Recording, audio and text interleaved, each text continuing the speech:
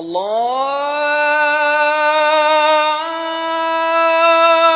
اکبر اللہ۔ شاہد صحیح بخاری میں، صحیح مسلم میں، صحیحین کی متفق علیہ حدیث ہے اور حدیث کی دیگر کتابوں میں بھی ہے۔ اس میں آپ فرماتے ہیں من لم یقرأ بفاتحۃ الکتاب لا صلاۃ لمن لم یقرأ بفاتحۃ الکتاب۔ ایک روایت میں لا صلاۃ لمن لم یقرأ بأم القرآن، اس آدمی کی نماز نہیں ہوتی جس نے سورہ فاتحہ کو نہ پڑھا۔ اس حدیث میں نبی صلی اللہ علیہ وسلم نے وہ آدمی اکیلا ہے، اس کے پیچھے لوگ ہیں، یا وہ خود کسی کے پیچھے نماز پڑھ رہا ہے، نبی صلی اللہ علیہ وسلم نے کوئی فرق نہیں کیا، بلکہ مطلقاً فرمایا کہ اس آدمی کی نماز نہیں ہوتی جو کہ سورہ فاتحہ نہیں پڑھتا۔ کی آیت وَإِذَا قُرِئَ الْقُرْآنُ فَاسْتَمِعُوا لَهُ وَأَنصِتُوا لَعَلَّكُمْ تُرْحَمُونَ، جب قرآن پڑھا جائے تو اسے سنو خاموشی کے ساتھ تاکہ تم پر رحم کیا جائے۔ جو لوگ سورہ فاتحہ امام کے پیچھے بالکل نہیں پڑھتے ان کی سب سے بڑی دلیل یہ آیت ہوتی ہے کہ جب تمہارے سامنے قرآن پڑھا جائے تو خاموش۔ اب اس دلیل کے بارے میں بہت ساری گفتگو کی جا سکتی ہے جو کہ میں سمجھتا ہوں کہ ضروری نہیں ہے اتنی اس وقت۔ موٹی سی بات یہ ہے کہ یہ سورہ فاتحہ، یہ جو آیت ہے، یہ آیت نماز کے بارے میں نازل ہی نہیں ہوئی۔ سب سے پہلی بات یہ آیت وَإِذَا قُرِئَ الْقُرْآنُ یہ نماز کے بارے میں نازل ہی نہیں ہوئی، سب سے پہلا مسئلہ۔ دوسری بات یہ کہ یہ آیت صحابہ کے بارے میں ہی نازل نہیں ہوئی، یہ مشرکین مکہ کے بارے میں نازل ہوئی۔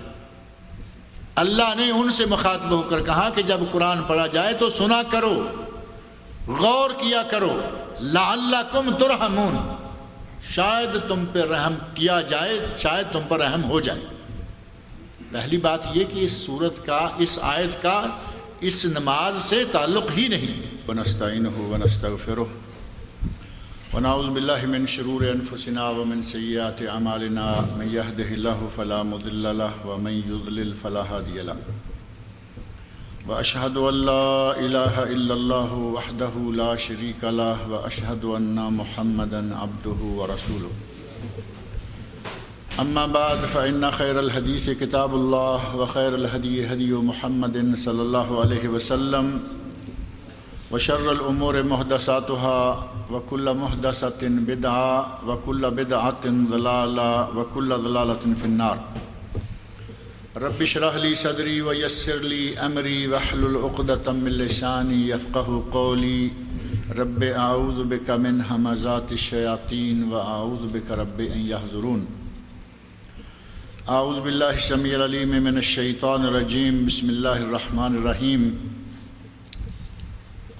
الحمد للہ رب العالمین الرحمن الرحیم مالک یوم الدین ایاک نعبد و ایاک نستعین اہدنا الصراط المستقیم صراط الذین انعمت علیہم غیر المغضوب علیہم ولا الضالین آمین۔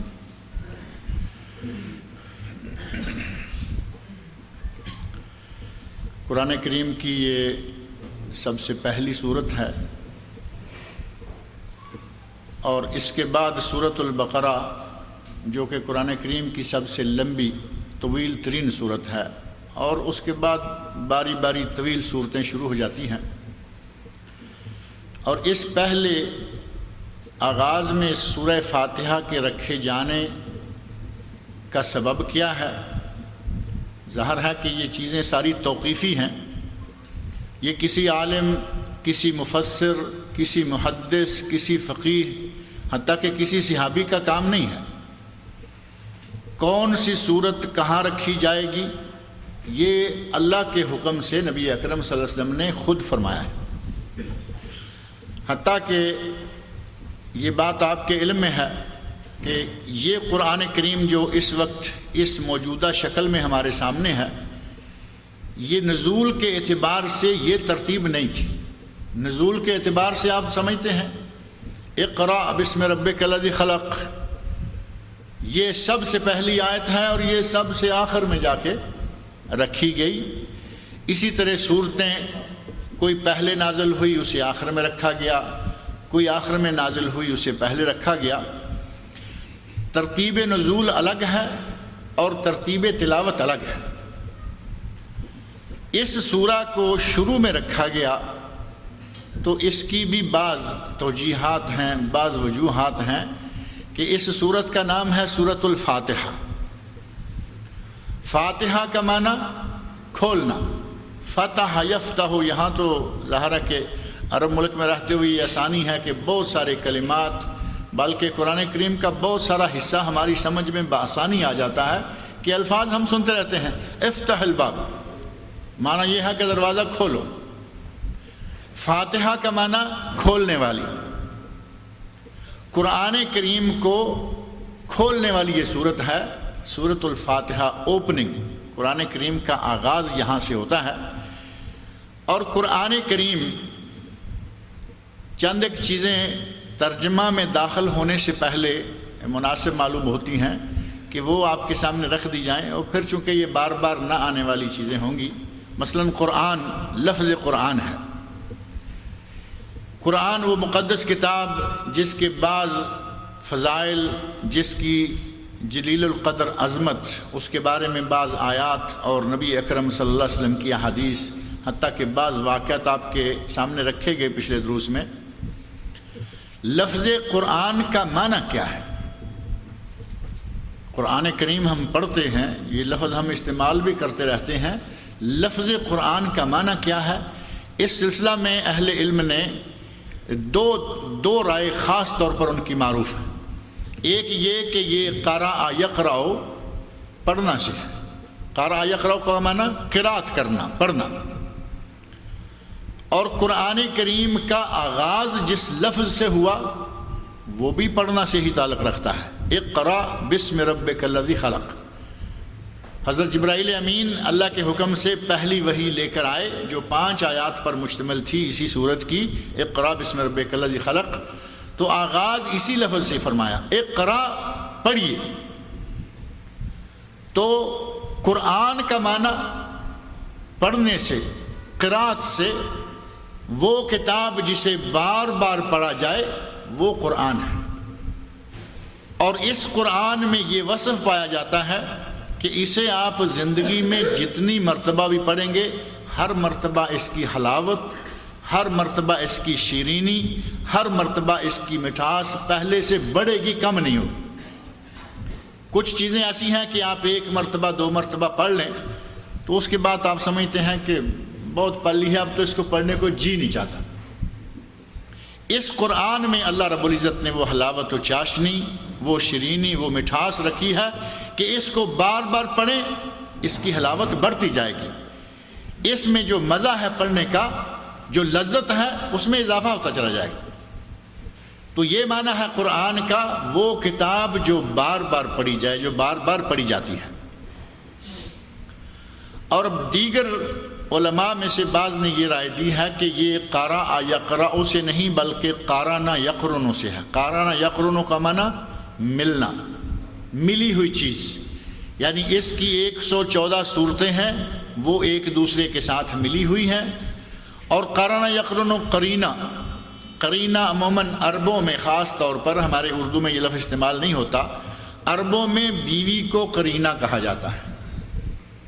اور ہر شخص کی بیوی کو قرینہ نہیں کہتے، بلکہ حاکم کی بیوی ہے تو اس کو زوجۃ الحاکم کہنے کی بجائے کہیں گے قرینۃ الحاکم۔ ایک اچھا لفظ ہے، جیسے ہمارے یہاں خاتون کا لفظ ہے، وہ ہر عورت کے لیے نہیں، کچھ ذرا تھوڑی پڑھی لکھی عورت کو خاتون کے لفظ سے مخاطب کیا جاتا ہے۔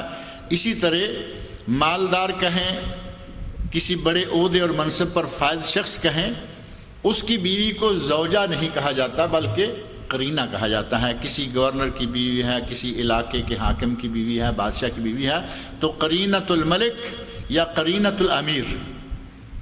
قرینہ بیوی کو کیوں کہا گیا؟ کہ وہ شوہر کے ساتھ ملی ہوئی ہوتی ہے۔ میاں اور بیوی کا جو قریبی رشتہ ہے، تعلق ہے، قرآن نے فرمایا ہن لباس لکم وانتم لباس لہن، تم ان کے لباس ہو، وہ تمہارے لباس ہیں۔ شوہر بیویوں کے لباس ہیں اور بیویاں شوہروں کے لباس ہیں۔ اتنا قرب ہے، لہذا بیوی کو قرینہ کہا گیا۔ اور شیطان، ایک شیطان ہر بندے کے ساتھ لگا ہوا ہے، اس شیطان کو نبی صلی اللہ علیہ وسلم نے قرین کہا ہے۔ فرمایا کہ ہر انسان کے ساتھ ایک قرین ہے، ایک شیطان ہے جو اس کو بہکاتا رہتا ہے۔ صحابہ کرام رضی اللہ عنہم کہتے ہیں یا رسول اللہ کیا آپ کے ساتھ بھی قرین ہے؟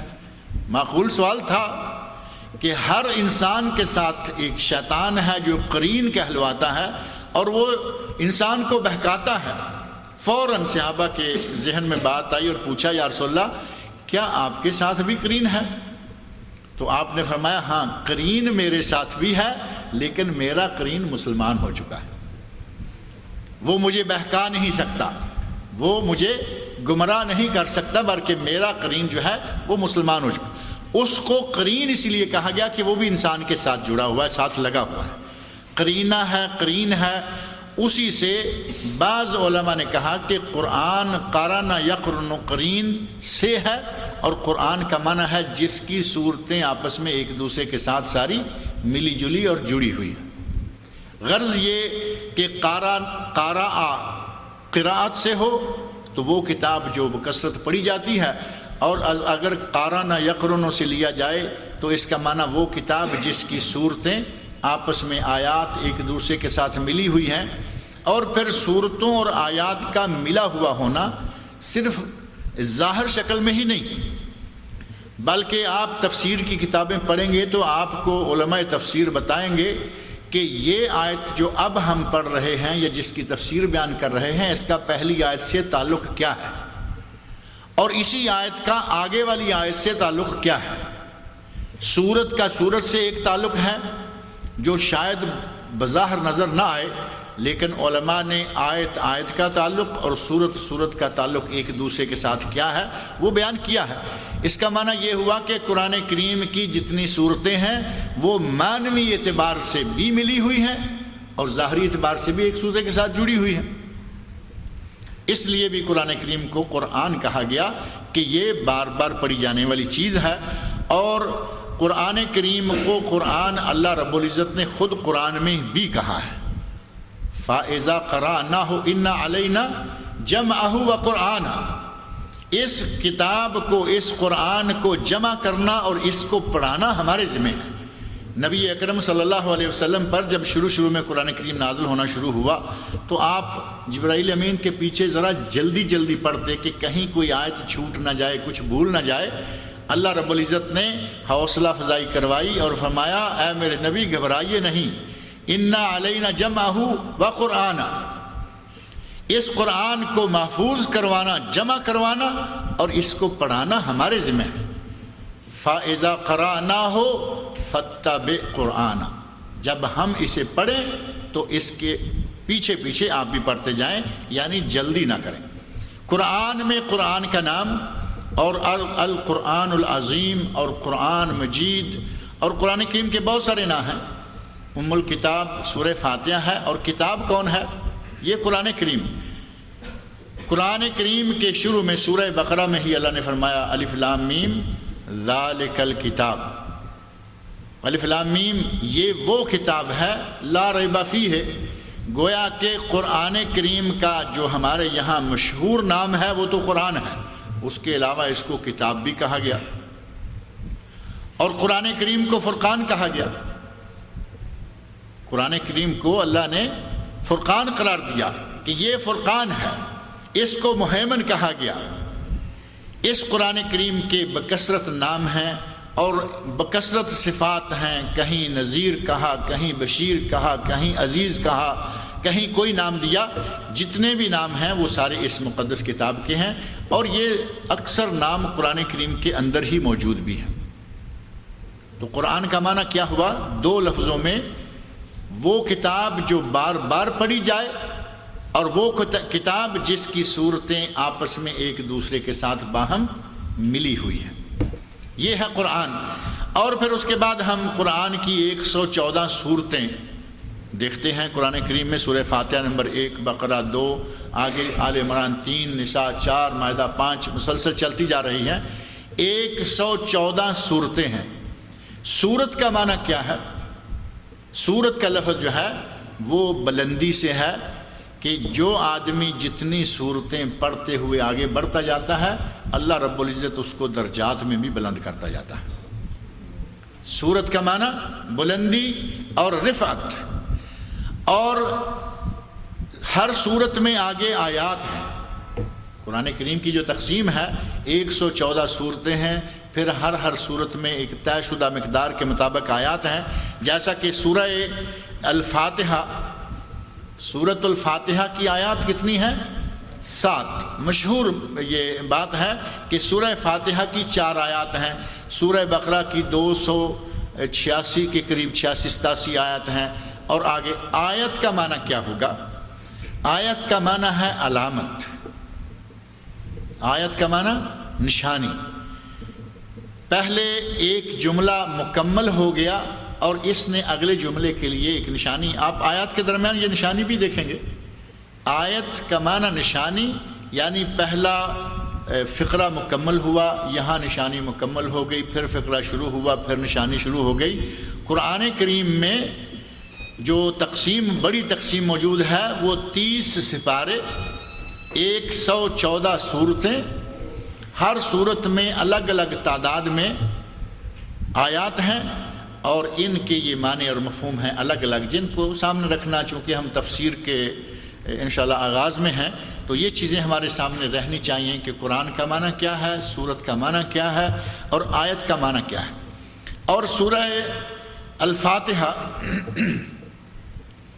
سورہ فاتحہ کی فضیلت کیا ہے، اس کا مقام و مرتبہ کیا ہے، اس سلسلہ میں کچھ باتیں پچھلے دروس میں آ گئی ہیں، چونکہ جلالت قرآن کی، عظمت قرآن کی، رفعت قرآن کی، فضیلت قرآن کی، اس مجموعی فضیلت کے ضمن میں کچھ باتیں سورہ فاتحہ کے بارے میں بھی آئی ہیں۔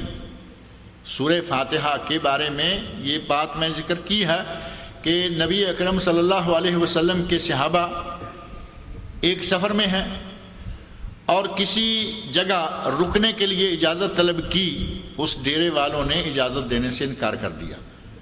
بعد میں ان کی طرف سے ایک آدمی آیا اور اس نے کہا کہ ہمارے سردار کو کسی زہریلے کیڑے نے کاٹ لیا ہے، آپ میں سے کوئی آدمی دم کر سکتا ہو تو دم کرے۔ یہ واقعہ تفصیل کے ساتھ پچھلے درس میں نے آپ کے سامنے رکھا۔ ایک واقعہ یہ ہے، جبکہ اسی موضوع کا ایک دوسرا واقعہ بھی ہے۔ ایک دوسری حدیث میں نبی اکرم صلی اللہ علیہ وسلم کے صحابہ سفر میں ہیں اور سفر کے دوران کسی ڈیرے کے پاس جا کے انہوں نے اپنا رات کا بسیرا کیا تو ایک لڑکی آئی، اس نے آ کر کہا اِنَّ سید القوم سلیم۔ صحیح حدیث میں یہ واقعہ موجود ہے، اِنَّ سید القوم سلیم، ہماری قوم کا سردار جو ہے وہ صحیح سلامت ہے۔ سلیم کا لفظ تو واضح ہے نا، سلیم کا معنی جو سالم ہے، سلیم، اس کو کچھ بھی نہیں ہوا۔ عربوں میں بھی یہ معروف ہے، اور ہمارے پاک و ہند میں جو اچھی قسم کی اردو ہے اس میں بھی یہ بات پائی جاتی ہے کہ اگر کسی کو کہنا ہو کہ بیمار ہے تو یہ نہیں کہتے کہ مثلا کسی کے پاس گئے تو جا کے کہا کہ جی سنا ہے آپ بیمار ہیں۔ جملہ ٹھیک ہے، اس میں کوئی حرج نہیں ہے، سنا ہے آپ بیمار ہیں، کیا بات ہے، جیسے آدمی بات شروع کرتا ہے، جائز ہے، روا ہے۔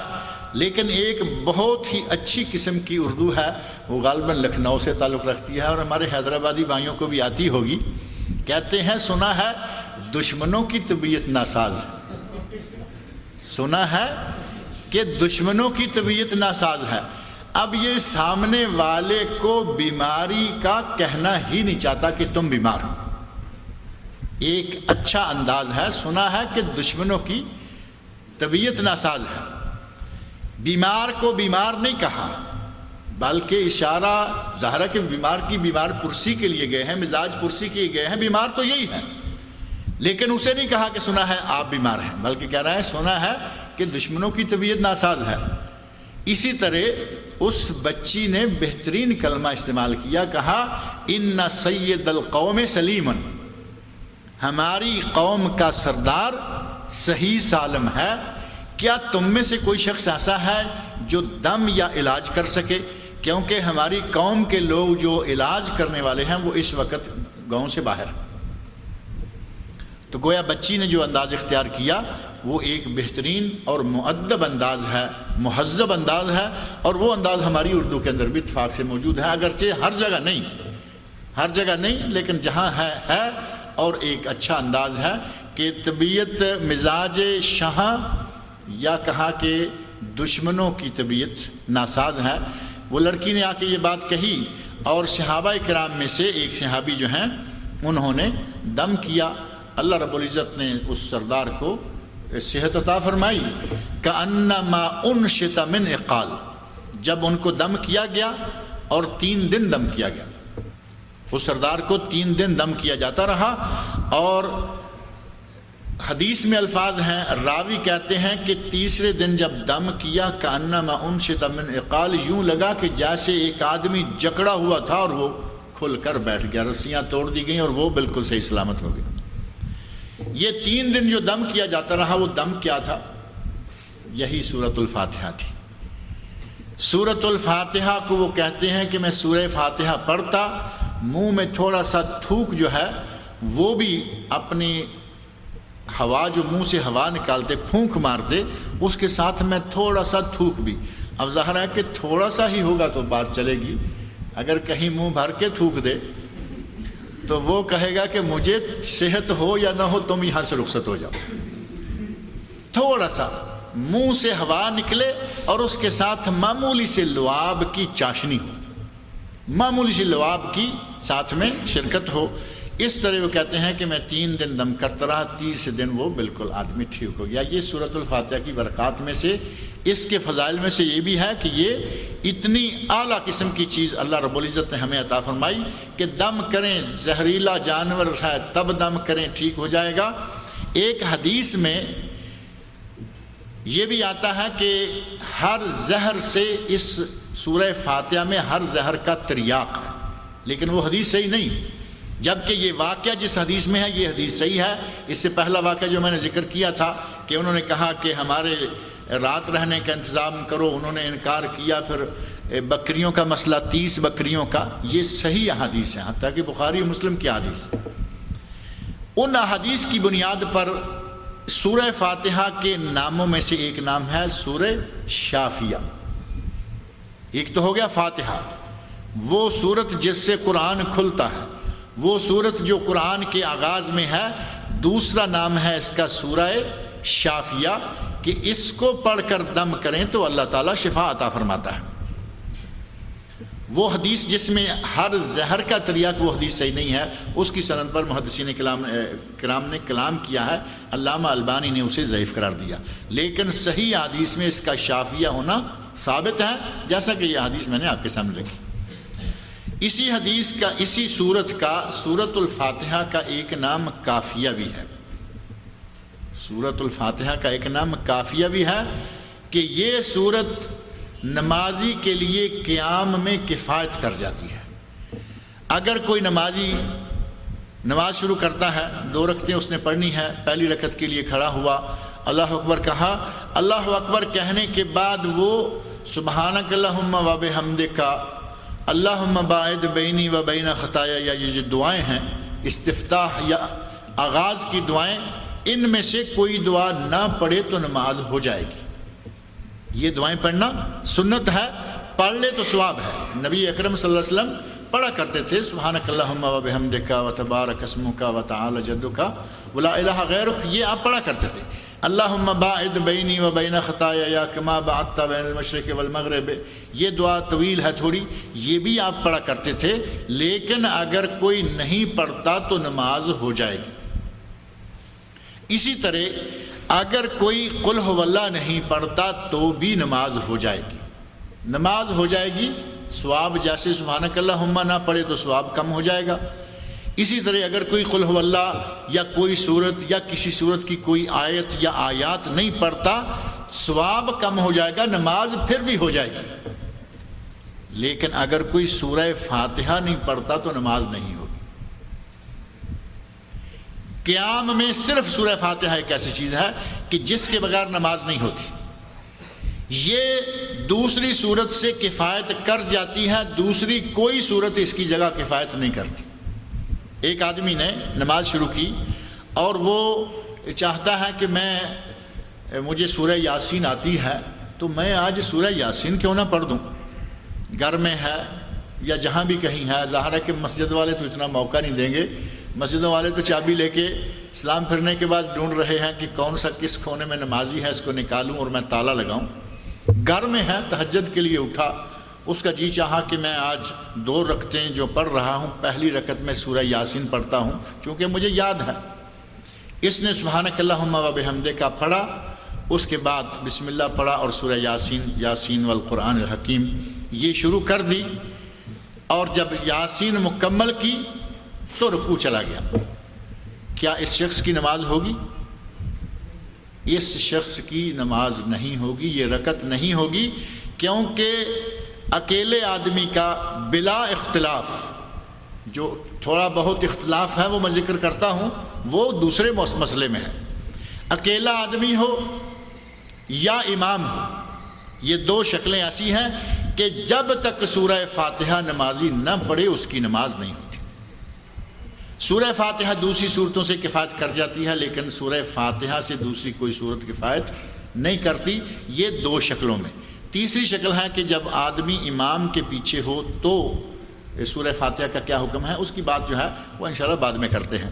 غرض یہ کہ سورہ فاتحہ کا ایک نام فاتحہ، دوسرا نام شافیہ، تیسرا نام کافیہ، کہ یہ کافی ہو جاتی ہے۔ اسی کا ایک نام ہے رقیہ۔ رقیہ کا معنی دم، رقیہ کا معنی دم، اور جو میں نے واقعات 2 ذکر کر دیے ہیں، واقعات بار بار دہرانے کی ضرورت تو نہیں ہے نا۔ اس حدیث میں جس میں بچی کا ذکر ہے، اسی حدیث میں ہے کہ نبی اکرم صلی اللہ علیہ وسلم کو جب یہ بتایا گیا کہ یا رسول اللہ ہمیں انہوں نے 30 بکریاں دی تھیں، ان بکریوں میں ہم کیا کریں؟ کیا دم کر کے کوئی معاوضہ دیتا ہے یا کوئی ہدیہ دیتا ہے؟ کیونکہ معاوضہ ایک الگ بات ہے، ہدیہ الگ۔ اگر کوئی دم کے عوض ہمیں کوئی ہدیہ دے دیتا ہے تو اس کا کیا کریں گے؟ نبی اکرم صلی اللہ علیہ وسلم نے پہلی بات یہ کہی کہ اس آدمی کو جس نے دم کیا ہے، اس کو کیا پتہ تھا کہ یہ سورہ فاتحہ دم ہے؟ وما یدری ہے انہا رقیہ، نبی اکرم صلی اللہ علیہ وسلم کے الفاظ ہیں وما یدری ہے، اسے کیا معلوم تھا انہا رقیہ کہ یہ سورہ فاتحہ دم ہے؟ اور پھر ساتھ ہی فرمایا اقسمو، جو بکریاں لائے ہو ان کو تقسیم کرو، وَاضْرِبُوا لِي فِيهَا سَهْمًا، اور ان میں سے میرا حصہ بھی نکالو۔ دم کرنے کے اگر کوئی پیسے لے لیتا ہے، دم کرنے کے اگر کوئی مثلا بکریاں ہیں، پیسے ہیں یا کچھ بھی ہے، تو یہ جائز ہے، حلال ہے۔ اور نبی اکرم صلی اللہ علیہ وسلم نے اس صحابی کو فرمایا کہ تم نے قرآن پڑھ کر ایک حقیقی طور پر جو معاوضہ ہو سکتا تھا وہ لیا ہے، اور آپ کا یہ معاوضہ لینا جائز ہے، برحق ہے۔ اور صرف اس کے لیے جائز قرار نہیں دیا، بلکہ قرآن کی تعلیم دینے والے کون ہیں؟ محمد رسول اللہ صلی اللہ علیہ وسلم، آپ خود تعلیم دینے والے ہیں، ان کے استاد ہیں۔ آپ نے مسکراتے ہوئے فرمایا کہ تم تقسیم کرو اور اس میں سے میرا حصہ بھی نکالو۔ اگر کبھی دم کے معاوضے کو کھانا ناجائز ہوتا، اگر دم کے معاوضے میں کوئی تھوڑا بہت بھی شک ہوتا تو شاید نبی صلی اللہ علیہ وسلم کہتے کہ تم کھا لو، میں نہیں کھاؤں گا۔ آپ نے فرمایا فَاضْرِبُوا لِي فِيهَا سَهْمًا، تم اس کو تقسیم کرو، اس میں سے میرا حصہ بھی رکھو۔ تو اس حدیث میں وما یدری ہے انہا رقیہ کے الفاظ موجود ہیں کہ اسے کیا معلوم تھا کہ اس کا نام رقیہ، اس میں دم ہے۔ سورہ فاتحہ جو ہے یہ دم بھی ہے۔ غرض یہ کہ اس کا نام شافیہ، کافیہ، اسی کا نام رقیہ، اسی کا نام فاتحہ، اور اسی کا کئی اور نام ہیں، کتب حدیث میں نام آئے ہیں، اور بعض اہل علم نے ان کے ناموں کی تفصیل ذکر کی، تو یہ 10 نام جمع ہو گئے، 10 نام اس سورہ فاتحہ کے۔ ان میں سے بعض نام ایسے ہیں کہ جن کی کوئی دلیل نہیں ملتی، بلکہ کسی نہ کسی فائدے، کسی نہ کسی برکت کو دیکھتے انہوں نے نام رکھ دیا، لیکن اس کی بیک میں، اس کے پس منظر میں کوئی صحیح حدیث موجود نہیں ہے۔ غرض یہ کہ اس سورہ فاتحہ کے یہ جو متعدد نام ہیں، تو اس سے پتہ چلتا ہے کہ یہ بڑی ہی عظمت والی بڑی ہی خاص مقام والی صورت ہے کہ اس کو متعدد ناموں سے کئی ناموں سے یاد کیا جا رہا ہے۔ اور اس کی عظمت کا اندازہ اسی سے کیا جا سکتا ہے کہ نبی اکرم صلی اللہ علیہ وسلم کے پاس حضرت جبرائیل امین بیٹھے ہوئے تھے، اچانک اوپر سے ایک آواز آئی، سمع نقیزاً۔ نبی صلی اللہ علیہ وسلم نے، نقیز کا معنی ہے جو دروازہ کھلنے سے، آج کل کے دروازے کھلنے سے نہیں، جو پہلے دروازے کھلنے سے ایک آواز پیدا ہوتی تھی نا، آج کل کے دروازے کو تو میرا خیال ہے کواڑ کہہ بھی نہیں سکتے، شاعروں کی زبان میں کواڑ کا لفظ استعمال ہوتا ہے۔ کواڑ کھلنے، بند کواڑوں کے پیچھے، کواڑ ہوتا ہے لکڑی کا دروازہ جو چھوٹے چھوٹے کئی پیس جوڑ کر بنایا جاتا تھا، اور پہلے زمانے میں ذرا اس کو کچھ ایسے انداز سے بنایا جاتا تھا کہ جب کھولتے تو ایک چڑچڑاہٹ، ایک آواز پیدا ہوتی تھی۔ اس کو عربی میں کہتے ہیں نقیز، نون قاف دو نقطے والا، یا اور ضاد۔ سمع نقیزاً، حضرت جبرائیل امین نبی صلی اللہ علیہ وسلم کے پاس بیٹھے ہوئے ہیں، نبی اکرم صلی اللہ علیہ وسلم نے آواز سنی، چڑچڑاہٹ کی، دروازہ کھلنے کی آواز سنی، اوپر آپ نے نگاہ دوڑائی تو بظاہر کوئی چیز نظر نہیں آئی۔ حضرت جبرائیل امین جو پاس موجود ہیں وہ کہتے ہیں اللہ کے رسول یہ وہ دروازہ خود کھلا ہے، فتح باب لم یفتح قبل ھذا قط، آج سے پہلے یہ دروازہ کبھی نہیں کھلا تھا، یہ دروازہ آج پہلی مرتبہ۔ اور میرا خیال ہے کہ دروازہ کافی دیر بند رہے، بنا ہوا ہو اور بند رہے، بڑا اچھا بھی کیوں نہ ہو، بہت بہترین بھی ہو، کھولتے ہوئے اس کی آواز پیدا ہونا ایک عام سی بات ہے، کیونکہ اس کے لوہے کے قبضے اور یہ وہ ان میں زنگ لگا ہے یا کیا ہے، یہ ایک سمجھنے والی بات ہے کہ پرانا بند دروازہ کھولنے سے آواز پیدا ہوتی ہے۔ اور وہ دروازے تو ایسے نہیں ہوں گے نا کہ ہماری طرح کے دروازے ہوں، زنگ لگا ہوا ہو، لیکن چونکہ انسانوں کو باتیں سمجھانی ہیں، اللہ رب العزت نے ہمارے لیے وہ انداز اس پوری کتاب میں اختیار فرمایا، اور نبی اکرم صلی اللہ علیہ وسلم نے وہ انداز اختیار فرمایا کہ ہمیں بات سمجھ میں آ جائے۔ چڑچڑاہٹ کی آواز آئی، دروازہ کھلا، دیکھا، جبرائیل امین کہتے ہیں اللہ کے رسول یہ وہ دروازہ ہے لم یفتح قط، آج سے پہلے یہ دروازہ کبھی نہیں کھلا تھا۔ نازل منہ ملک، اس دروازے میں سے ایک فرشتہ نازل ہوا جو نبی اکرم صلی اللہ علیہ وسلم کے پاس آ کر آپ کی خدمت میں بیٹھ گیا۔ حضرت جبرائیل امین کہتے ہیں اے اللہ کے رسول یہ فرشتہ نازل ہوا ہے، یہ فرشتہ لم ینزل قط، آج سے پہلے یہ آسمان سے نیچے کبھی نہیں آیا، پہلی مرتبہ یہ دروازہ کھلا، پہلی مرتبہ یہ فرشتہ زمین پر نازل ہوا، اترا، اس سے پہلے کبھی نہیں اترا۔ اس فرشتے نے نبی صلی اللہ علیہ وسلم کے پاس بیٹھ کر آپ کی خدمت میں عرض کیا، فرمایا ابشر بنورین، ابشر بنورین، اے اللہ کے نبی آپ کو بشارت ہو، میں اللہ کی طرف سے آپ کے لیے دو نور لایا ہوں، دو نورانی چیزیں لایا ہوں۔ وہ دو نورانی چیزیں کیا ہیں؟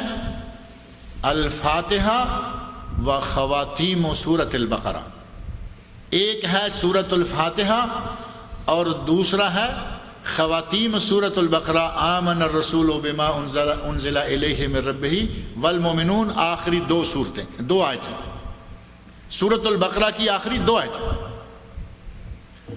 اس سورہ فاتحہ کے ساتھ وہ دو آیتیں جو ہیں ان کو بھی شامل کریں اور دیکھیں کہ اللہ رب العزت نے کس قدر اہتمام فرمایا ان کو نازل کرنے کا۔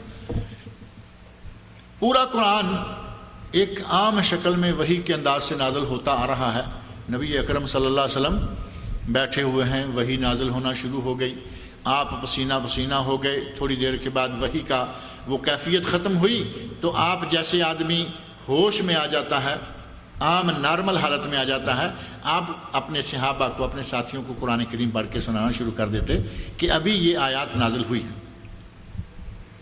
یہاں اللہ رب العزت نے ایک مخصوص انداز اختیار فرمایا کہ آسمان کا سپیشل دروازہ کھولا جو کبھی کھلا نہیں تھا، سپیشل فرشتہ بھیجا جو کبھی آیا نہیں تھا، اور جبرائیل امین موجود ہیں، اور کہا گیا ابشر بنورین، آپ کو دو نور مبارک ہوں، بشارت قبول کیجئے دو نوروں کی، لم یؤتہما نبی قبلک، یہ نور دو جو میں اب آپ کو دے رہا ہوں کسی نبی کو آج سے پہلے نہیں دی.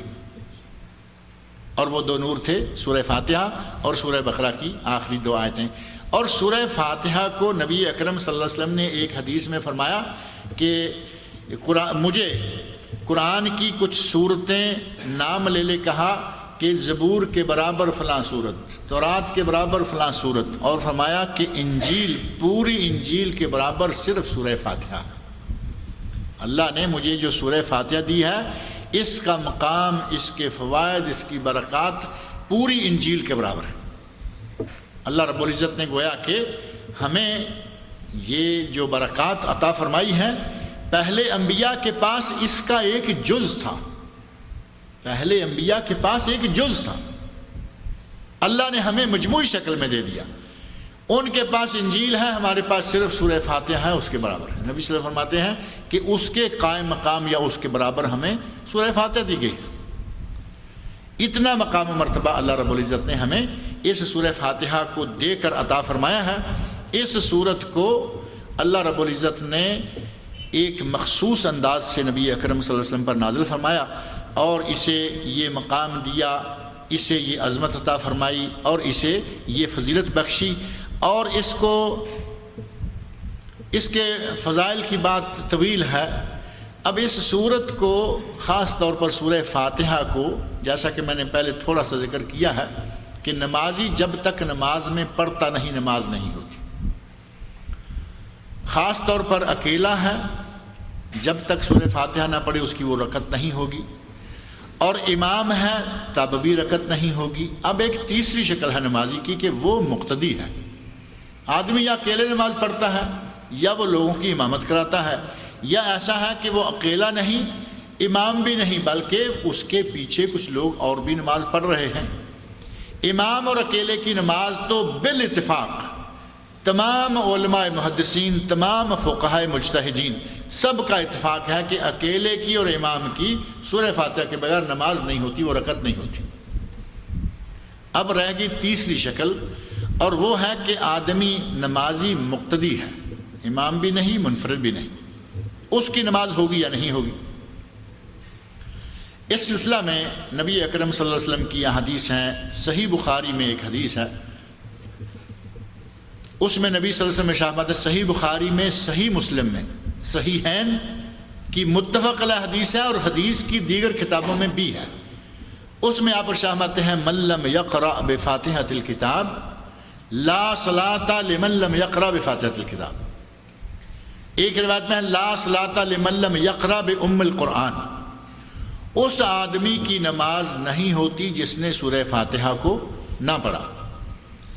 اس حدیث میں نبی صلی اللہ علیہ وسلم نے وہ آدمی اکیلا ہے، اس کے پیچھے لوگ ہیں، یا وہ خود کسی کے پیچھے نماز پڑھ رہا ہے، نبی صلی اللہ علیہ وسلم نے کوئی فرق نہیں کیا، بلکہ مطلقاً فرمایا کہ اس آدمی کی نماز نہیں ہوتی جو کہ سورہ فاتحہ نہیں پڑھتا. اور ایک دوسری حدیث ہے، صحیح مسلم میں ہے، سند کے اعتبار سے صحیح بخاری کے بعد جو دوسرا درجہ کتب حدیث میں حاصل ہے وہ صحیح مسلم کا ہے. اس حدیث میں نبی اکرم صلی اللہ علیہ وسلم نے ارشاد فرمایا کہ اگر کوئی آدمی نماز پڑھتا ہے، ایک آدمی نماز پڑھتا ہے اور وہ نماز میں سورہ فاتحہ نہیں پڑھتا، اس کی نماز کیسی ہے؟ آپ نے فرمایا فَهِيَ خِدَاجٌ فَهِيَ خِدَاجٌ فَهِيَ خِدَاجٌ ثلاثاً. 3 مرتبہ آپ نے فرمایا جس نے نماز پڑھی اس میں سورہ فاتحہ نہ پڑھی اس کی نماز خداج ہے، خداج ہے، خداج ہے. خداج کیا ہوتا ہے؟ خدج اس کی جمع ہے.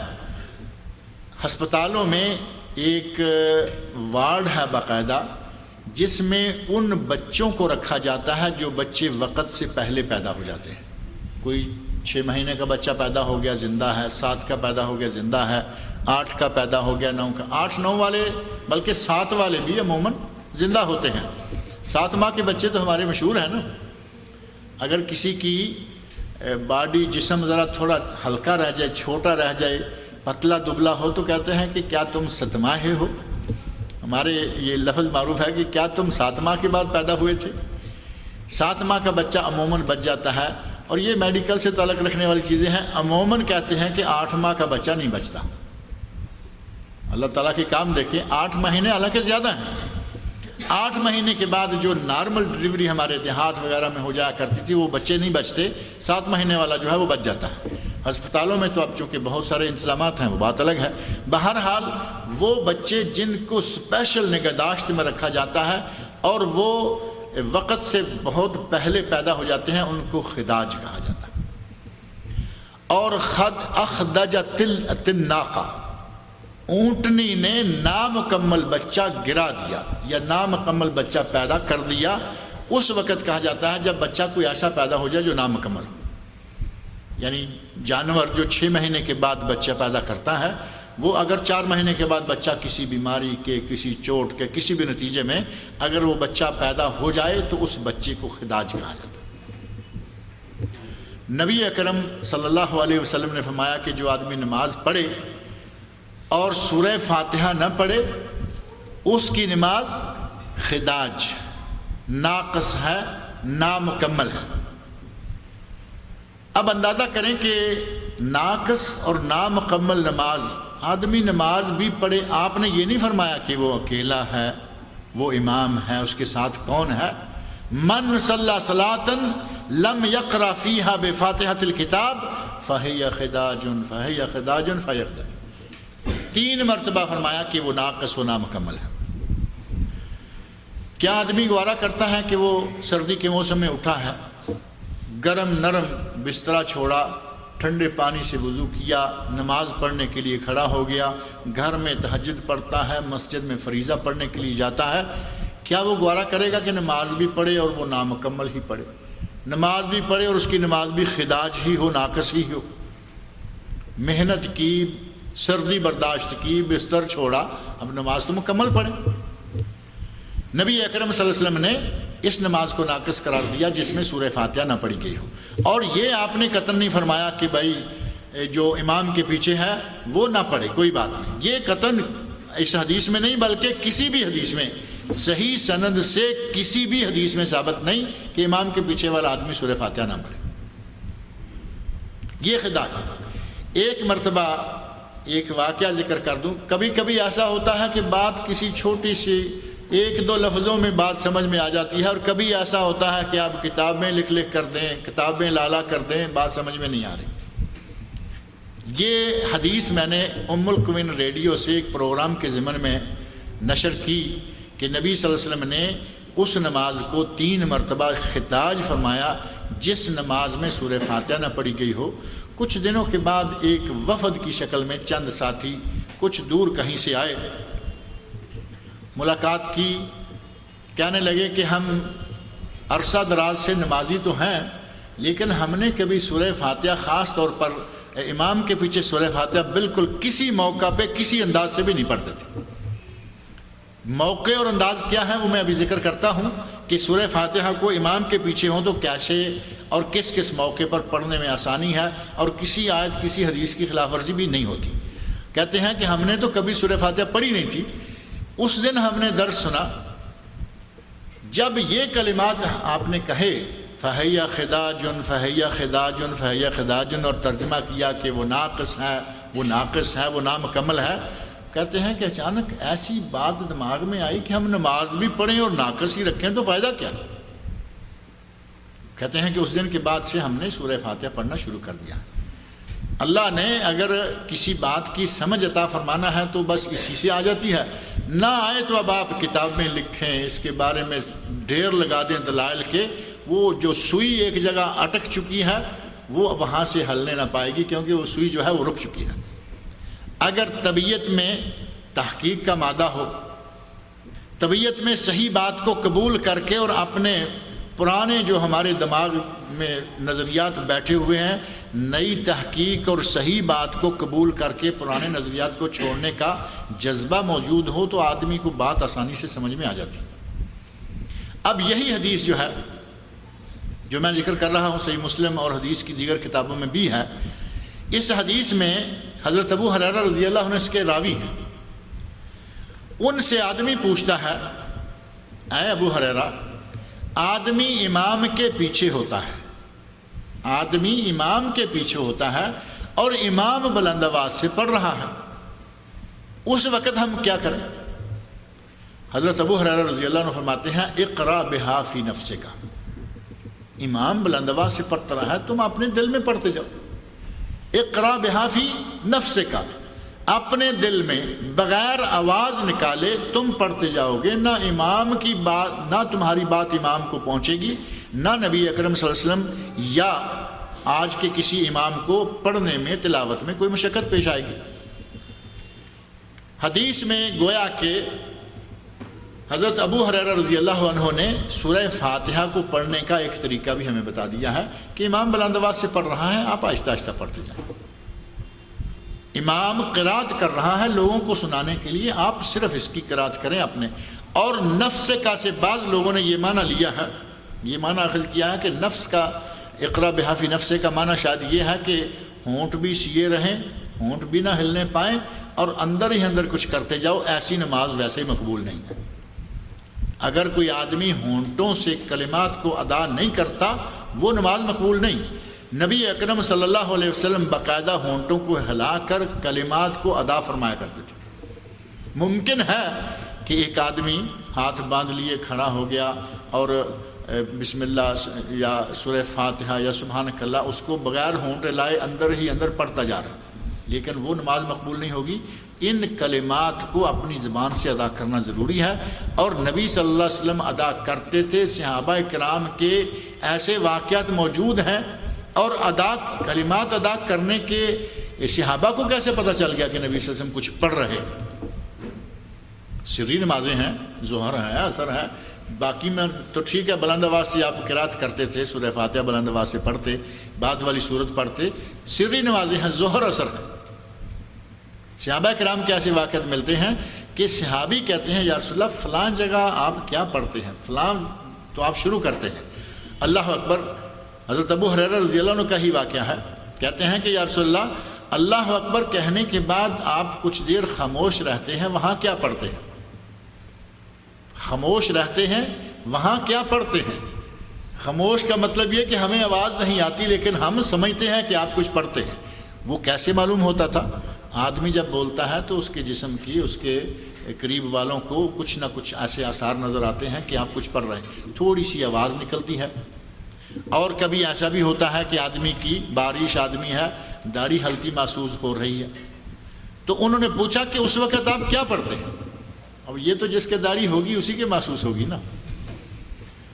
اگر کسی کی داڑھی ہے تو ہو سکتا ہے کہ لائٹ کا سایہ آ رہا ہے یا کچھ دھوپ کا سورج کی وجہ سے، جس کے ہے نہیں اس کے اشارہ کیا آئے گا۔ بہر صورت لفظوں سے بول کر پڑھنا چاہیے، وہ سورہ فاتحہ ہو یا چاہے کچھ بھی ہو۔ صرف اقرا بہا فی نفسے کا معنی یہ نہیں کہ اندر ہی اندر پڑھتے جائیں، دل میں دہرائیں نہیں، زبان سے دہرانا ہوگا۔ دل کے اندر اگر ایک آدمی کوئی چیز چھپا کے بیٹھا ہے، زبان سے اس کا اقرار نہیں کرتا تو اس کا اعتبار نہیں کیا جائے گا۔ حضرت ابو ہریرہ رضی اللہ عنہ نے بتا دیا، کہا کہ دیکھو امام جب قرات کر رہا ہو وہ بلند آواز سے کر رہا ہے، تم اس کو بغیر آواز کے پڑھ لو۔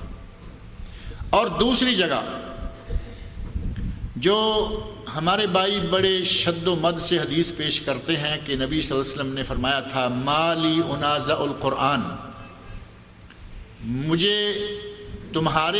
میرے پیچھے تم لوگ قرآن کی تلاوت کرتے ہو جس کے نتیجہ میں مجھے قرآن پڑھنے میں مشقت ہوتی ہے۔ نبی صلی اللہ علیہ وسلم نے ایک نماز پڑھائی اور بعض روایات میں موجود ہے کہ وہ فجر کی نماز تھی، یعنی جہری نماز، قرات والی نماز تھی۔ آپ قرات فرما رہے ہیں اور پیچھے صحابہ میں سے ایک صحابی ہیں، وہ بھی ساتھ ساتھ پڑھتے جا رہے ہیں، اور اگر امام کے قریب ایک آدمی ہو اور وہ بھی تھوڑی آواز سے پڑھتا رہے تو امام کے لیے مشقت ہو جاتی ہے، رکاوٹ بنتا ہے اس کا پڑھنا۔ آپ نے سلام پھیرا تو پوچھا کہ کیا تم میں سے کوئی شخص میرے ساتھ پڑھ رہا تھا؟ بلکہ پوچھا کہ کیا تم امام کے پیچھے کچھ پڑھتے ہو؟ کیونکہ آدمی کو محسوس تو کر لیا آپ نے۔ اس نے کہا ہاں یا رسول اللہ میں نے سورت پڑھی ہے۔ آپ نے فرمایا کہ جس وقت تم امام کے پیچھے نماز پڑھو تو اس وقت کوئی چیز نہ پڑھو الا بفاتحۃ الکتاب، امام کے پیچھے جب تم امام کے پیچھے نماز پڑھو تو کچھ بھی نہ پڑھو الا بفاتحۃ الکتاب، سوائے سورہ فاتحہ کے۔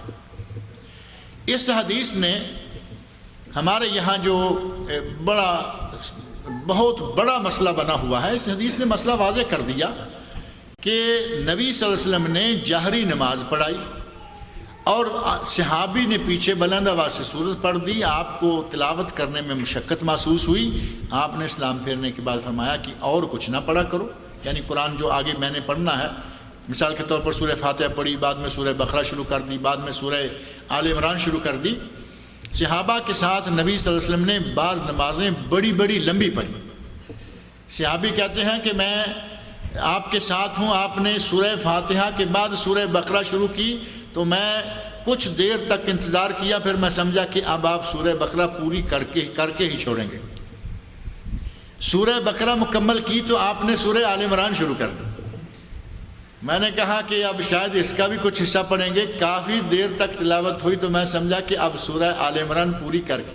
کبھی کبھی آپ بڑی لمبی لمبی نمازیں بھی پڑھتے تھے۔ آپ نے فرمایا سورہ فاتحہ پڑھ لو، اس کے علاوہ قرآن کا باقی حصہ نہ پڑھو، صرف وہ سنتے رہو۔ اب یہاں اس حدیث نے یہ مسئلہ بالکل واضح کر دیا کہ جہری ہو سری ہو کوئی بھی ہو، سورہ فاتحہ ہمیں پڑھ لینی چاہیے۔ سورہ فاتحہ کے پڑھنے کا انداز کیا ہے، کب پڑھی جائے، اس سلسلہ میں تھوڑی سی بات آپ کے سامنے رکھ دوں، کیونکہ قرآن کریم کی آیت وَإِذَا قُرِئَ الْقُرْآنُ فَاسْتَمِعُوا لَهُ وَأَنصِتُوا لَعَلَّكُمْ تُرْحَمُونَ، جب قرآن پڑھا جائے تو اسے سنو خاموشی کے ساتھ تاکہ تم پر رحم کیا جائے۔ جو لوگ سورہ فاتحہ امام کے پیچھے بالکل نہیں پڑھتے، ان کی سب سے بڑی دلیل یہ آیت ہوتی ہے کہ جب تمہارے سامنے قرآن پڑھا جائے تو خاموش۔ اب اس دلیل کے بارے میں بہت ساری گفتگو کی جا سکتی ہے، جو کہ میں سمجھتا ہوں کہ ضروری نہیں ہے اتنی اس وقت۔ موٹی سی بات یہ ہے کہ یہ سورہ فاتحہ، یہ جو آیت ہے، یہ آیت نماز کے بارے میں نازل ہی نہیں ہوئی۔ سب سے پہلی بات یہ آیت وَإِذَا قُرِئَ الْقُرْآنُ یہ نماز کے بارے میں نازل ہی نہیں ہوئی، سب سے پہلا مسئلہ۔ دوسری بات یہ کہ یہ آیت صحابہ کے بارے میں ہی نازل نہیں ہوئی، یہ مشرکین مکہ کے بارے میں نازل ہوئی۔ اللہ نے ان سے مخاطب ہو کر کہا کہ جب قرآن پڑھا جائے تو سنا کرو، غور کیا کرو، لعلکم ترحمون، شاید تم پہ رحم کیا جائے، شاید تم پر رحم ہو جائے۔ پہلی بات یہ کہ اس سورت کا، اس آیت کا اس نماز سے تعلق ہی نہیں، لیکن اگر تعلق مان بھی لیا جائے تو یہ آیت کسی مولوی پر تو نہیں اتری نا، کسی صحابی پر نہیں اتری، یہ آیت کسی عالم پر نہیں اتری، یہ آیت محمد رسول اللہ صلی اللہ علیہ وسلم پر اتری، اور جن پر یہ آیت اتری ہے وہ کہہ رہے ہیں لا تقرأوا شيئا الا فاتحۃ الکتاب الا بفاتحۃ الکتاب، امام کے پیچھے ہو تو کچھ نہ پڑھا کرو سوائے سورہ فاتحہ کہ سورہ فاتحہ پڑھ لیا جائے۔ ان احادیث قرآن کریم کی اس آیت کے صحیح دلیل نہ ہونے کے پیش نظر جو تحقیقی مسلک ہے یا تحقیقی رائے ہے وہ یہ ہے کہ امام کے پیچھے سورہ فاتحہ پڑھنی چاہیے، وہ نمازیں سری ہوں یا جہری ہوں۔ اب رہا مسئلہ یہ کہ دوسرے کہتے ہیں نہیں پڑھنی چاہیے، ان کے پاس بھی دلائل ہیں، ان کے دلائل میں سے سب سے پہلی دلیل یہ ہے اس میں کوئی جان نہیں ہے، دلیل قرآن کی آیت ہے، لیکن جس کام کے لیے اس کو استعمال کیا جائے وہاں یہ کام نہیں دیتی۔ اسی طرح اور بھی کچھ ہے، من کان لہ امام فقراۃ الامام لہ قراءۃ، ایک حدیث پیش کرتے ہیں جس کو محدثین کرام سارے کے سارے ضعیف کر چکے ہیں، کہہ چکے ہیں کہ یہ صحیح نہیں ہے بلکہ ضعیف ہے۔ اب نماز پڑھیں اور اس کو ناقص رکھیں۔ حدیث جو لا صلاۃ لمن لم یقرأ بفاتحۃ الکتاب، جو پہلے سورہ فاتحہ پڑھنے کے جواز نہیں بلکہ وجوب کے ضمن میں میں نے ذکر کی ہے، اس حدیث کے بارے میں بھی کچھ کہا گیا کہ اس میں جو ہے نا لا صلاۃ نماز نہیں ہوتی، یہ لا نفی جنس کا نہیں، یہ لا نفی جنس کا نہیں بلکہ لا نفی کمال کا ہے۔ یہ شاید خشک سی بات ثابت ہو، لیکن تھوڑا سا شاید ذہن میں بیٹھ جائے، میں اسی لیے اس کو رکھ دینا چاہتا ہوں آپ کے سامنے۔ کہتے ہیں کہ لا نفی جنس کا نہیں، لا صلاۃ کا معنی یہ نہیں ہے کہ نماز نہیں ہوتی۔ لا نفی جنس کا معنی یہ کہ یہ معنی نہیں کہ اس کی نماز ہی نہیں ہوتی، بلکہ معنی یہ ہے کہ اس کی نماز کمال درجے کی نہیں ہوتی۔ میں کہتا ہوں کہ یہی مان لیتے ہیں کہ اس کی نماز کمال درجے کی نہیں ہوتی۔ کیا آپ چاہیں گے کہ نماز بھی پڑھیں اور کمال درجے کی نہ ہو؟ کیا کوئی آدمی چاہے گا؟ نماز پڑھیں، سردی میں اٹھیں، ٹھنڈے پانی سے وضو کریں، امام کے پیچھے مسجد میں جا کے پڑھیں اور پھر بھی کمال کی نماز پڑھ کے نہ آئیں۔ اگر نفی کمال کا مان لیں تب بھی ہمارے لیے ضروری لگتا ہے کہ اپنی نماز کو کمال تک پہنچانے کے لیے سورہ فاتحہ پڑھ لیا کریں۔ بہرحال سورہ فاتحہ کو کب پڑھا جائے، کیسے پڑھا جائے؟ اگر چار طریقے ہیں، ان میں سے 3 طریقے ایسے ہیں کہ قرآن کریم کی جو آیت ہے وَإِذَا قُرِئَ الْقُرْآنُ فَاسْتَمِعُوا لَهُ وَأَنصِتُوا لَعَلَّكُمْ تُرْحَمُونَ، اگر ان 4 طریقوں میں سے 3 کو اختیار کریں تو کسی آیت کی خلاف ورزی بھی نہیں ہوتی اور سورہ فاتحہ بھی پڑھی جا سکتی ہے۔ اور اگر کوئی آدمی، اس کے لیے یہ بھی ضروری ہے کہ آدمی بھی سنت پر عمل کر کے جماعت کروا رہا ہو، یہ نہ ہو کہ جماعت کرانے والا اپنی مرضی سے قرآن پڑھے، اپنی مرضی سے نماز ادا کرے۔ اگر امام سنت کا پابند ہے، 3 طریقوں سے آپ سورہ فاتحہ پڑھیں گے، اس آیت کی خلاف ورزی بھی نہیں ہوگی اور سورہ فاتحہ بھی پڑھی جائے گی۔ لیکن اگر امام کوئی رن تھرو قسم کا نان سٹاپ امام ہے، کئی امام ایسے ہیں کہ وہ بڑے نان سٹاپ ہوتے ہیں، اور خاص طور پہ تراویح میں، ہمارے پاکستان میں، انڈیا میں تراویح کے امام جو ہیں وہ اسپیشل ہوتے ہیں۔ اور تراویح کے بعد اگر کہیں وہ دوسرا ایک عمل ہے جو ہمارے پاک و ہند میں کیا جاتا ہے شبینہ کے نام سے، شبینہ پاک و ہند میں رمضان میں خاص طور پر پڑھا جاتا ہے، اور ایک رات میں کئی شبینے کبھی پڑھے جاتے ہیں۔ نبی صلی اللہ علیہ وسلم نے، صحابی کہتا ہے یا رسول اللہ میں قرآن کتنے عرصے میں پڑھوں؟ آپ نے فرمایا 40 دنوں میں قرآن پڑھ لو، 30 دنوں میں پڑھ لو، 10 دنوں میں، 20 میں، 10 میں۔ آپ کم کرتے گئے۔ صحابی کہتا ہے میں اس سے بھی زیادہ طاقت رکھتا ہوں، میں اس سے بھی زیادہ پڑھ سکتا ہوں۔ یعنی جب 10 کی بات آئی تو صحابی کہتا ہے کہ میں 10 دنوں تو بالکل ہی 10 دنوں میں تو روز کا 3 سپارے بنیں گے، فرمایا میں اس سے بھی زیادہ پڑھ سکتا ہوں۔ اس حدیث میں نبی صلی اللہ علیہ وسلم نے سب سے تیز، سب سے زیادہ روزانہ قرآن پڑھنے کی کتنے سپارے اجازت دی ہے؟ 10 سپارے۔ فرمایا جس آدمی نے 3 دن سے کم میں قرآن پڑھا اس نے قرآن کو سمجھا ہی نہیں، اس نے قرآن کو گویا پڑھا ہی نہیں۔ اس حدیث کے پیش نظر علماء نے کہا کہ 3 دن سے کم میں قرآن پڑھنا مکروہ ہے، ناجائز۔ اور ہمارے شبینے والے رات میں پورا قرآن، اور رات بھی پوری رات نہیں ہوتی۔ اب اس کی تفصیل میرا خیال ہے کہ یہ جو سورہ فاتحہ کے پڑھنے کے 4 مختلف انداز ہیں وہ تھوڑی تفصیل طلب ہیں، تاکہ بات کلیئر بھی ہو جائے۔ اس کو اگلے ہفتے پر رکھ لیتے ہیں تاکہ یہ بات کلیئر ہو جائے کہ شبینے والے جو کارروائی ڈالتے ہیں اس کی حیثیت کیا ہے۔ ایک رات میں نبی صلی اللہ علیہ وسلم آیا کہ 3 دن اور اس کے ساتھ 3 راتیں شامل ہیں، یہ بنتے ہیں 72 گھنٹے۔ 72 گھنٹے میں اگر کوئی قرآن کریم کو پڑھ لیتا ہے، 72 گھنٹے میں 30 سپارے پڑھ لے، فرمایا کہ یہ جائز، یہ سمجھ کے پڑھ سکتا ہے، اس کے پڑھے کی کچھ نہ کچھ سمجھ آئے گی۔ اور جو آدمی چند گھنٹوں میں پڑھتا ہے، پھر وہ علماء کرام، حتیٰ کہ خود علماء احناف میں سے، پاک و ہند میں علماء احناف میں سے بعض نے کہا کہ یہ جب تلاوت کرتے ہیں نا ہمارے قاضی، تو پھر یعلمون تعلمون کے علاوہ کوئی سمجھ نہیں آتی کہ یہ کیا پڑھ رہے ہیں۔ آیت ختم ہونے لگتی ہے نا، لعلکم ترحمون وانتم لا تعلمون وانتم تعلمون، کہتے ہیں کہ یعلمون تعلمون پہ پتہ چلتا ہے کہ یہ جہاں کہیں رکا ہے وہاں اس نے یعلمون تعلمون، اس کے علاوہ کوئی سمجھ نہیں آتی کہ کیا لفظ استعمال۔ اب اس قسم کا قرآن پڑھنے کا فائدہ کیا ہو؟ اور صحیح بات یہ ہے کہ اگر یہ پوری رات صرف کریں تو اس کے بھی 12 گھنٹے یا 14 گھنٹے بنیں گے، کبھی 14 اور کبھی 12، اس میں سے تھوڑا سا وقت اب یہ شبینہ کتنے وقت میں پڑھا جاتا ہے؟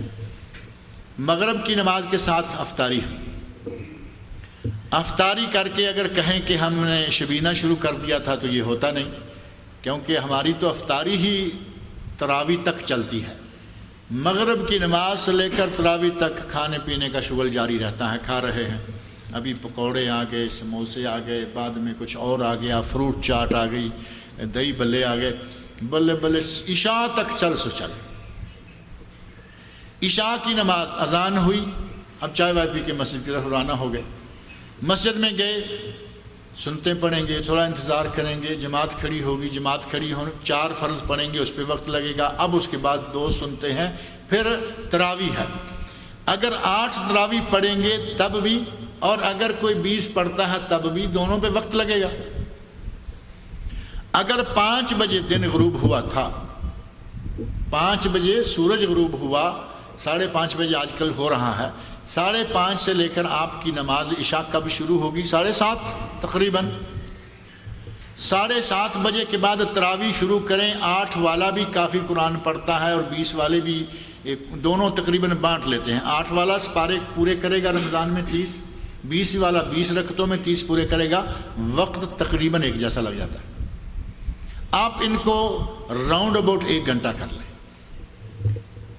1 گھنٹہ تراویح کو دیں گے، مغرب سے لے کر 1 گھنٹہ تراویح کا شامل کریں، 3-4 گھنٹے تو یہ نکل گئے، 3 گھنٹے نکال لیں۔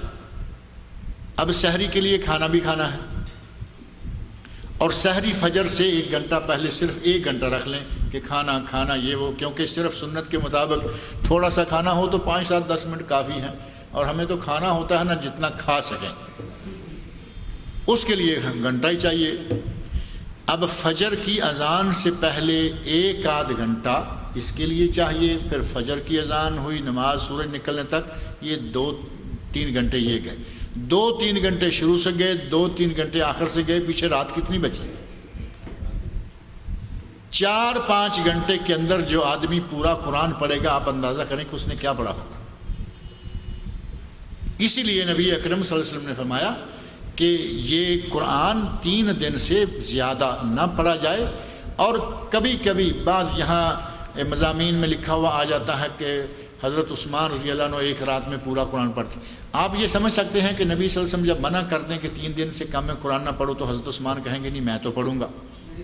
وہ ہماری طرح کے لوگ نہیں تھے نا، وہ ہماری طرح کے نہیں تھے، سمجھ آ بھی جائے، واضح طور پر قرآن کی آیات سامنے آ جائیں، نبی صلی اللہ علیہ وسلم کی حدیث صحیح بخاری صحیح مسلم کے حوالے سے بیان کر دیں، آخر میں نکلتے ہوئے کہیں گے کہ ہمارے مولویوں کو یہ باتیں معلوم نہیں تھی، اسے زیادہ معلوم ہے، سارا جھاڑ کے باہر نکل جائیں گے، یا کرایا ہو گیا سر۔ صحابہ ایسے نہیں تھے، ایک مرتبہ بات سن لی لوہے پر لکیر کی طرح، پتھر پر لکیر، جو سن لیا اس پہ وہ مکمل عمل کیا کرتے تھے، اس سے ادھر ادھر نہیں کیا کرتے تھے۔ غرض یہ کہ قرآن کریم کو اگر کوئی امام اچھے طریقے سے پڑھتا ہے تو اس کے ساتھ پڑھنے کے 3 طریقے ایسے ہیں کہ قرآن کی اس آیت وَإِذَا قُرِئَ الْقُرْآنُ فَاسْتَمِعُوا لَهُ وَأَنصِتُوا لَعَلَّكُمْ تُرْحَمُونَ، اس کی خلاف ورزی بھی نہیں ہوتی۔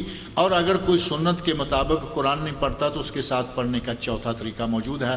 وہ 4 طریقے سورہ فاتحہ کو امام کے پیچھے پڑھنے کے کیا ہیں، یہ اور اسی سے متعلقہ بعض دیگر مسائل بھی ہیں، جیسے اعوذ باللہ ہے، بسم اللہ ہے، یہ سورہ فاتحہ سے پہلے ہی آنے والی چیزیں ہیں، ان کا اور سورہ فاتحہ کا ترجمہ اور تفسیر اور متعلقہ معلومات انشاءاللہ العزیز اگلے